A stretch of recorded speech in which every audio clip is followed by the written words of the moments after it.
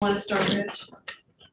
Rich Westminster from Jimmy Lyons, Chittenden Southeast. Bobby Starr from Orleans. Andrew Kirchlick, Washington District. Senator Seats Dick Sears, County. and Jane Kitchell, Caledonia District. And Senator Baruch is an empty chair.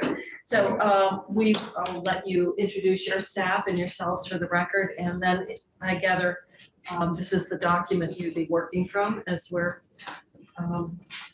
it sounds like it's quite a bit here. So Yeah, we'll get into that. oh, so, all right. We'll actually likely not reference that much. Oh. So you won't have to worry about going through that. So Oh, all right, good. All right. Thanks. End of the day. we're gonna keep it straightforward. Great. Thank you very much. So for the record, Sean Naylor, Secretary for the Agency of Digital Services. And with me today, there's a number of EDS folks here. So I'm gonna start with Kate Slocum, Chief Financial Officer. John Adams, Director at the Center for Geographic Information. Principal System. and for her very first day of employment in state government, our new Deputy Secretary. I'm Denise Riley Hughes. So, In state government even? yes. Okay. She's coming to us from a long career in the private sector and bringing a lot of great things to EDS moving forward, so. Oh, wonderful. Thank you. So- Welcome to state government. So I wasn't, the presentation that was sent over is in support of just one of the line items in budget adjustment. And what I was going to do was just speak to the spreadsheet that was provided by Commissioner Gresham as part of the budget adjustment. And this has the likely detail that we will want to talk through today. All right. So we'll look at this document then. Yeah, so the one we're looking at, the one I have in front of me, is probably the short version, but we're starting with the general government, B105, the two up there are both agency digital services. 106, Uh, 105, sorry. 105, Yeah, yes, 105. to start with. So, and this is where I rely on Kate, but the first one is, I'm going to characterize it as a true up. So the Vermont Center for Geographic Information gets an appropriation from the property transfer tax. Yeah, the property transfer tax actually funds in part the municipal and regional planning commission funds. And because of truing up to the actual funds available and the percentage available to go into that fund, that's what this number represents for this fiscal year. That is the 50,624.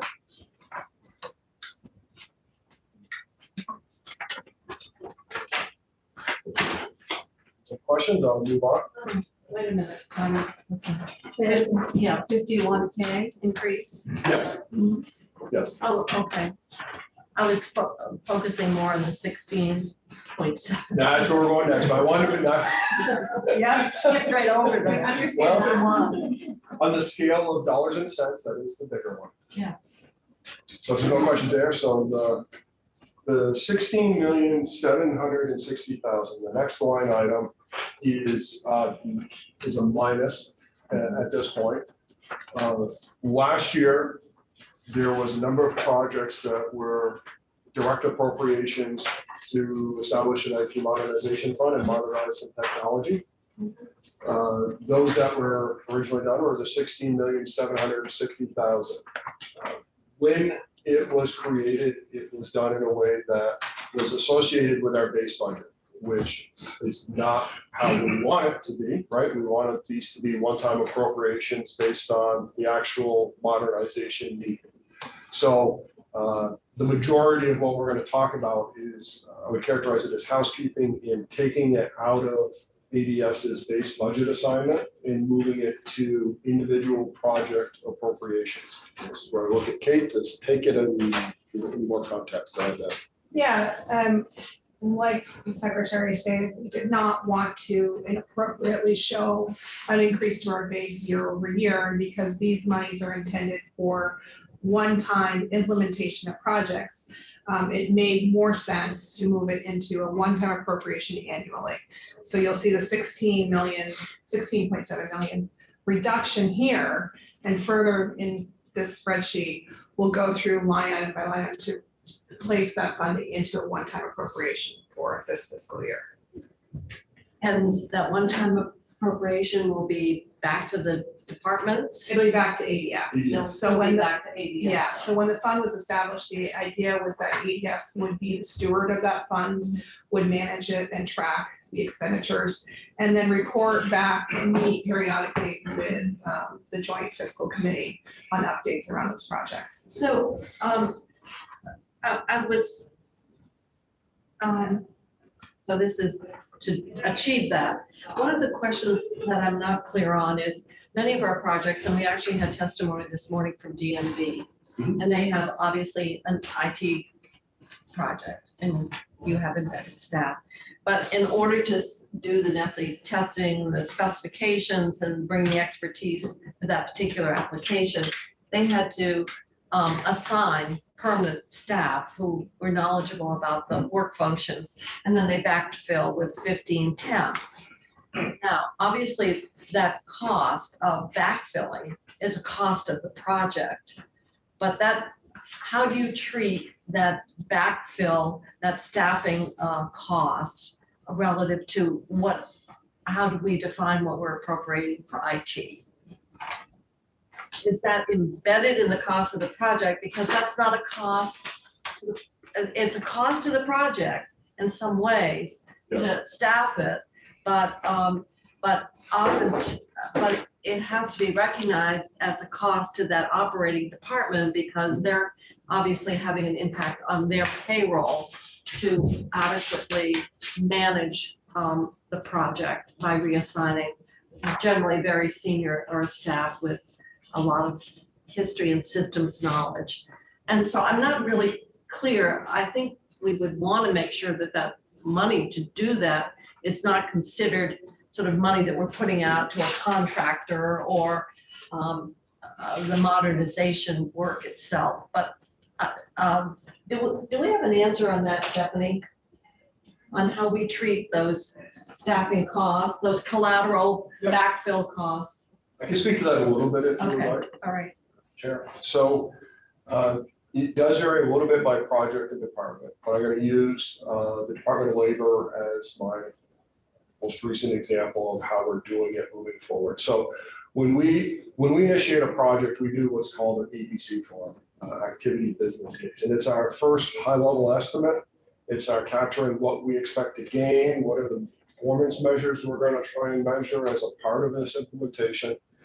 And we constrain that to the direct technology implementation cost. So what is it going to take to buy hardware, software? What is it going to cost for personal services to implement? What's a security assessment going to cost?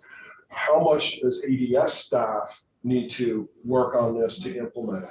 So we do capture those, but we don't capture the, I don't want to call them ancillary because they're not. They're critical to the project being success, but they're not directly our cost. So we do not include those. So when you're appropriating. So that would stay in the administrative department. They would stay in the administrative department. And what we did last year is we referenced that in all of our testimony when it came to the Department of Labor UI modernization, because they asked for a 2 million base to backfill and get the limited service positions they need to free up their senior staff to be committed to the project.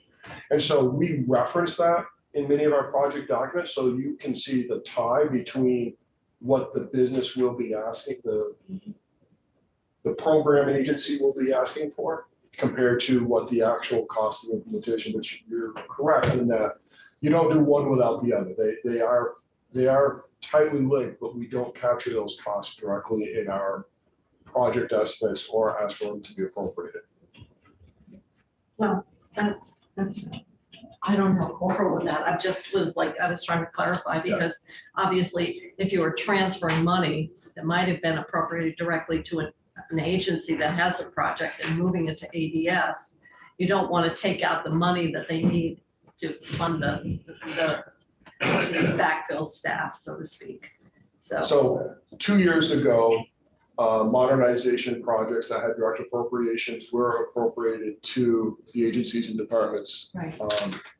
Starting last year, those appropriations have come directly to AES. And that's why we're trying to kind of maintain the distinction between what's like in our purview and what would be in Commissioner Harrington's purview. Okay, thank you. I just wanted clarification where we ended up because, and we have to recognize that that's a key part to the success of the project, even though it's Absolutely. not what we would necessarily think of as, the IT project itself. And that's specifically one of the things we assess in that initial process is the business committed, right? Are they ready? Because we can't start something if they're not. So we're acutely aware of that. Thank you for that question. So was there any other questions on the 16,760,000? So we just didn't do it right, or, I mean, I wish there were questions. maybe Stephanie can explain it. This year is the first year of the special fund. And the general fund is transferred into the special fund to cover all these projects. And so when we set up the special fund, we only allowed the 16 million of the projects to go forward with an actual appropriation out of the special fund. It was placed in the line item of ADS as opposed to in the back of the bill as a one time. That's the reason you're seeing the $16 million down. Okay, so it's just a move from one. Just, So where are we gonna see the 16 million? we flip your spreadsheet over and you'll see it marked in yellow in the one-time section of the bill. You're just moving to another section of the bill from the same source of funds. But on the project question that was just discussed, there was tension when you discussed the special fund last year about if a project comes in under budget and an agency doesn't have coverage of its business costs, who owns that? And right now, because it's in the special fund, that's where it would remain. So we don't want to lose it from digital services. No, as long as we're fully recognizing the cost of the agency in the other side of the budget. So you can't say, we'll scoop the savings and you've incurred, the cost that might have been associated with generating the savings. So, okay, thank you for that memory trip down memory lane, but I knew we were struggling with it last year, how to handle that. So on the spreadsheet on page 4 is where we add it back in, plus a little bit extra. Yeah, I see that. So, Just a little. yeah, if you notice, we grew it by about 23.25 million. And so I'm gonna go I'll go down memory lane again. So we'll start at the top. So if you'll see under B1101, the print 1A, the special fund, highlighted, there's 11,800,000. So that's establishing a specific one-time appropriation. No, it's established, it's tying it to the project. There's going to be one appropriation for all of these. And that is our enterprise resource planning replacement system. So that was the project to replace our financial system, our human resources system, and budget. So that's the first portion of that 16 million getting added in as the specific project. The second one is 1.8 million is another portion of that 16 million being distributed. This was to complete the modernization of buildings and general services workplace information management solution. The third project in that line is 960,000 for modernizing the record system for the fire safety division of public safety. Yeah, the annotations don't give you the narrative description we've got are far from helpful. We'd have to look up Act 1 in these sections. That's where we would see it. And that's why I was I figured I'd walk through it here to help clarify and put some context as to what these map to, because one is even actually stated incorrectly, the DMV is repeated twice, I believe. Yeah. So the fourth one is the 2,200,000, and that is for the Attorney General's office case management system. And those 4 projects are what comprise the 16,760,000 at the front, correct?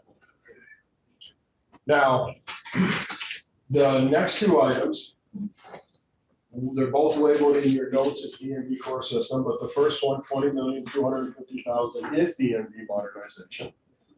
And the second one is the first, I'll call it installment of the UI, unemployment insurance system modernization for the Department of Labor. So why are they here now? Wait a minute, the 3 million is for Department of Labor? For ADS to modernize the Department of Labor's Okay. unemployment insurance And that's, system. and it's labeled DMV core Yes. system, so that's what you meant was wrong. To Correct. the Department of Labor. Yep. These appear here now because they were, the projects were supported. The need was identified and supported by the legislature, but there was unsure if the funding would be available. So they were set up in statute that they would be funded if there was excess revenue at the end of the fiscal year. We did have that excess revenue, so that triggered these two projects to kind of come from the waiting space to being active. And that's what this is doing, is budget adjustment, is recognizing that you do now have that and setting up the project accounting for each one of those two. What's the total estimate for the Department of Labor modernization? So the total estimate was 33.5 million. The legislature provided us with the first 3.5 million in 21.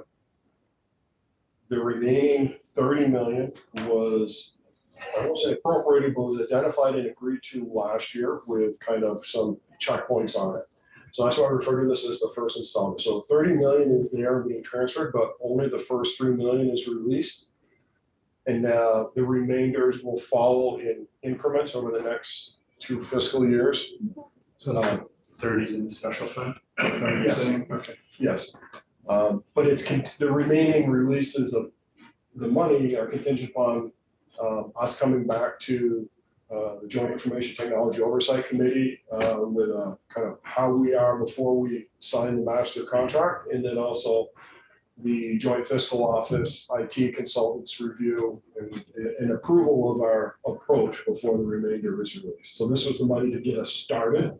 The bulk of it is tied to those future releases. And when's the completion?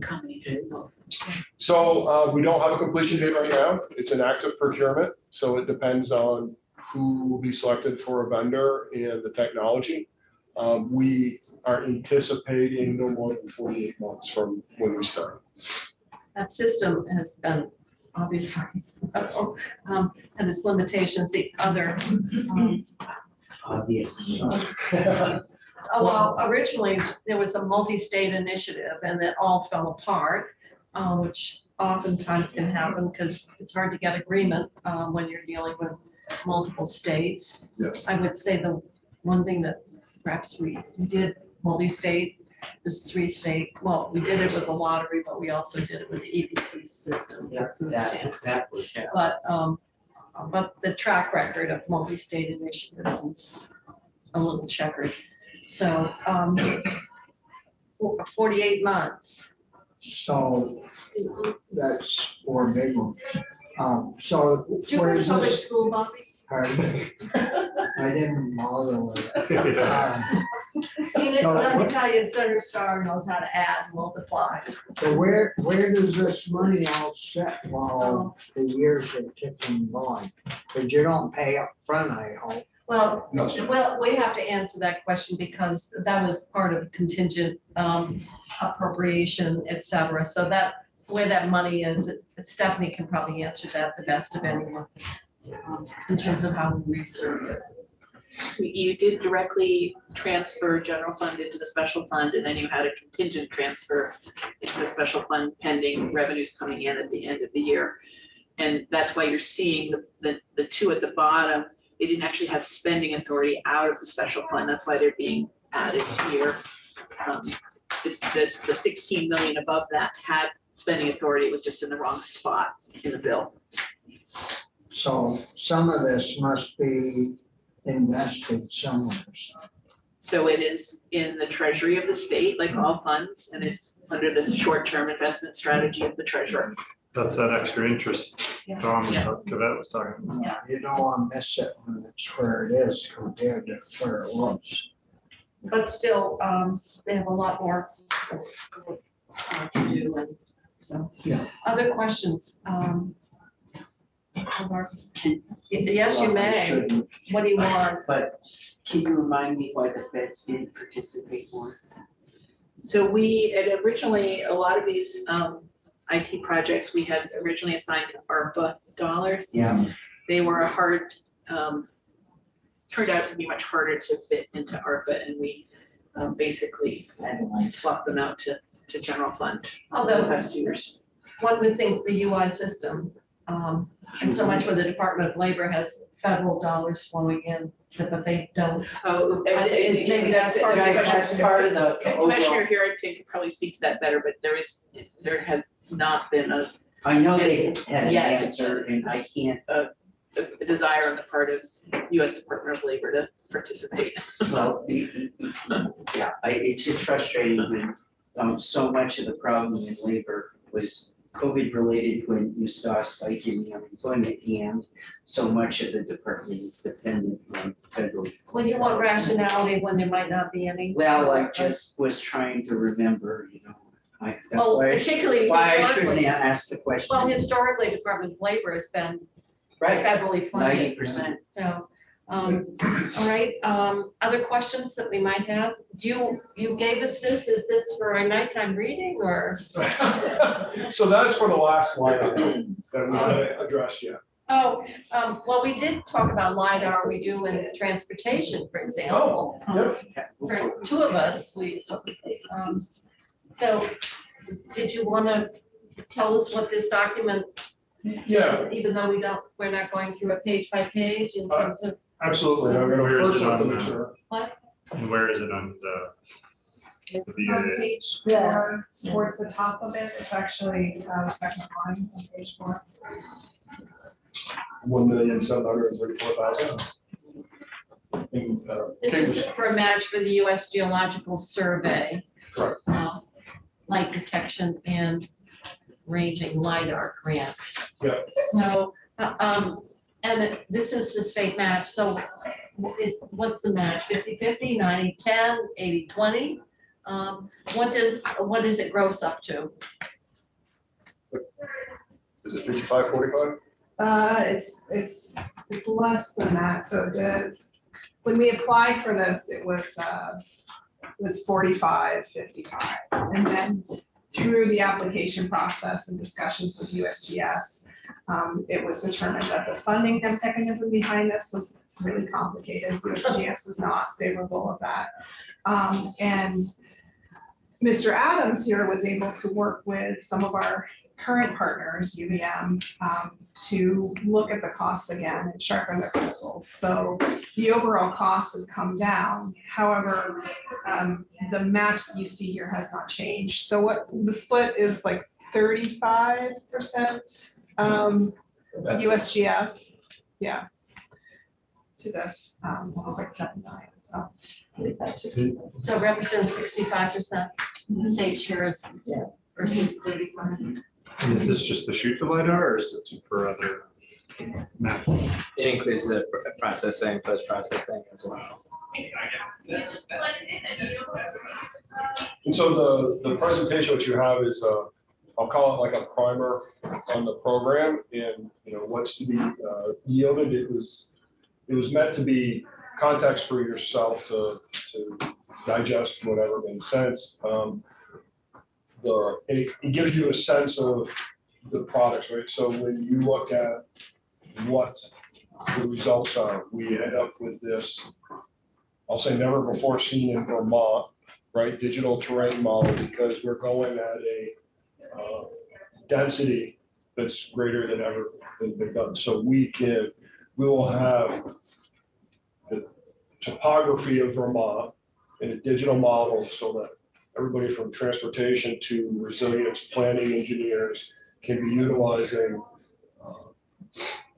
more precise modeling of the earth right, as we know it, in the state boundaries. That can inform other analytics that come down the road. John, is there anything that you would like to add about like some of the products or uses that this will see because of the increased resolution too that we're getting as a result of this? Yeah, we're really You just want to excited. put yourself on record. John Adams, Director, Center for Geographic Information. We're really excited about this project. We'll be collecting at 8 points per square meter. So that's a total of around 200 billion measurements of literally everything across the state, which is just like phenomenal if you think about it. And it'll be part two. Probably could tell me my garden needs weeding by that. And at that point in time, we do try to I fly. don't know that you didn't. We do try to fly during spring leaf off, no snow conditions. So in previous efforts, it took six years or so to cover the state. Now we can fly higher, we can fly faster. We'll be using multiple planes for that little window where there are no clouds and no snow and no leaves on the trees. But it'll be great, particularly in rural areas. We have had a lot of trouble mapping under our tree canopies, mapping sort of a lot of our dirt roads and impervious surfaces there have previously not been possible, whereas using this level of point density, we should have no problem.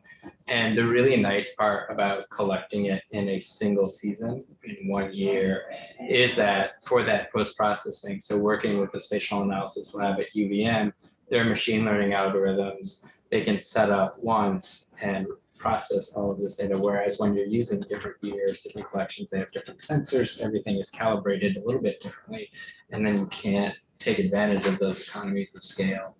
So we'll be able to use work with them, work with the complex system lab and their supercomputer, and process the whole state if all goes well.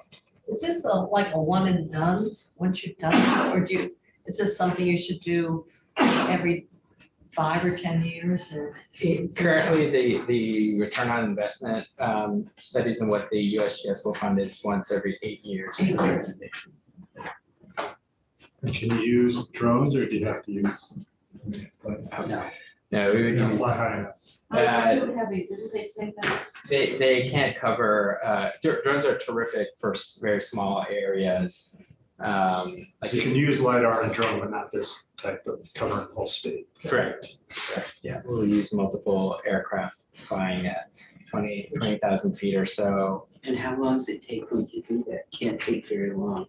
It will take 61 flight missions. Each mission is about 3 to 4 hours, and we'll try to use around three planes. So we'll need, we can fly, one thing that's nice about LiDAR is you can fly at night. So as long as we get those hours that those planes can fly, we should be good. And before, didn't we have better LiDAR in some parts of the state? So this the goal is to get the whole state, have it the same. We will be 4 times higher resolution than any place in the state. Right now, the state has on average 8-year-old LiDAR. Some areas are around 10 years old, and it's a bit of patchwork. So we would be bringing trying to manage the whole state. Maybe we could find those missing homes that somebody was in here telling us about. They thought we were short, they were gonna get paid Oh, yeah, according to. for the broadband. Broadband. Maybe we could Yeah. fund them. We were doing that this week, actually. We participated in the challenge process, assisting the broadband board. Fund any more houses. We were able to add around, I think, 1,000 in challenging the providers and saying that they had wireless service, so we can do a line of sight analysis. So we submitted evidence to suggest that they were wrong on about 1,000 of them, which I think if our challenge is correct, that's around $5 million. It was a lot, and it was attributing a level of service that didn't exist Yeah. to the homes. Oh, it's interesting. parent paleo land swap. You paid for Wow. yourself. Yeah, that's something. Should have happened to them. Other questions or whatever? Otherwise, I think we've gone over the pieces of the budget adjustment. Some of it's just moving the money from one pot to another, and but the grant app funding is a new. And one with that grant, a grant application has been made. We just have to pony up the money, and what's your plan? It's in the budget adjustment as opposed to the budget. Is that because you want to do it before the leaves come back on the trees? Is that it? Correct. We need to get up in early April, and the United States Geological Survey has essentially indicated they're waiting for the. Global warming. Right. I can't believe I, driving up this morning, seeing the wax snow. But yesterday, coming back from Albany, the skiers from New Jersey were backed up about 3 miles on Route 7. And Going there? Or, I had to go to Albany for the doctor. no, but I mean, our Route 7? No, New There. York's Route 7, which is all the Vermonters coming down. They use our Route 7 and go to New York Route 7. Gets confusing. Yeah, 2 Route 7, it does. All right, well, if not, then I think then we've finished